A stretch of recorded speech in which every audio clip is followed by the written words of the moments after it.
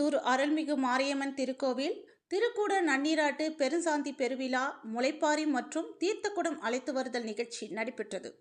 கோவை காசி நஞ்சைகவுண்டன் புதூர் அருள்மிகு மாரியம்மன் திருக்கோவிலில் திருக்குட நன்னீராட்டு பெருஞ்சாந்தி பெருவிழாவின் ஒரு பகுதியாக ஸ்ரீ சுப்பிரமணியபாளையம் அருள்மிகு மாரியம்மன் திருக்கோவிலில் இருந்து முளைப்பாரி மற்றும் தீர்த்தக்குடம் அழைத்து வருதல் நிகழ்ச்சி நடைபெற்றது. இதில் மேலத்தாளங்கள் முழங்க கிடாய் நடன குதிரை நடனத்துடன் தீர்த்தக்குடம் மற்றும் முளைப்பாரி கோவிலுக்கு அழைத்து வரப்பட்டது.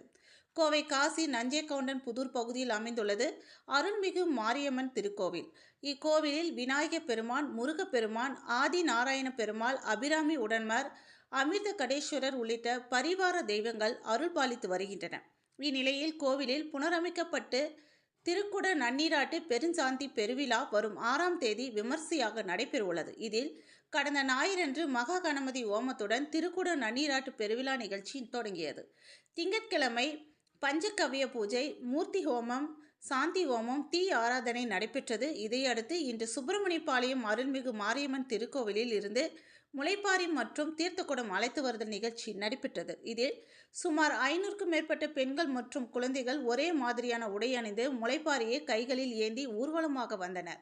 10க்கும் மேற்பட்ட தீர்த்தக்குடங்கள் சுப்பிரமணியபாளையம் மாரியம்மன் கோவிலை வலம் வந்து அங்கிருந்து காசி நஞ்சைகவுண்டன் புதூர் அருள்மிகு மாரியம்மன் கோவிலுக்கு புறப்பட்டது. இந்த ஊர்வலம் மேலத்தாளங்கள் முழங்க கிடாய்கள் நடன குதிரை நடனத்துடன் தீர்த்தக்குடம் மற்றும் முளைப்பாரி கோவிலுக்கு அழைத்து வரப்பட்டது. கோவிலை வந்தடைந்ததும் தீர்த்தக்குடங்களுக்கு பூஜைகள் செய்யப்பட்டு தீபாராதனை காண்பிக்கப்பட்டது. மேலும் முளைப்பாரிகளை வேள்வி வளாகத்தில் வைக்கப்பட்டது.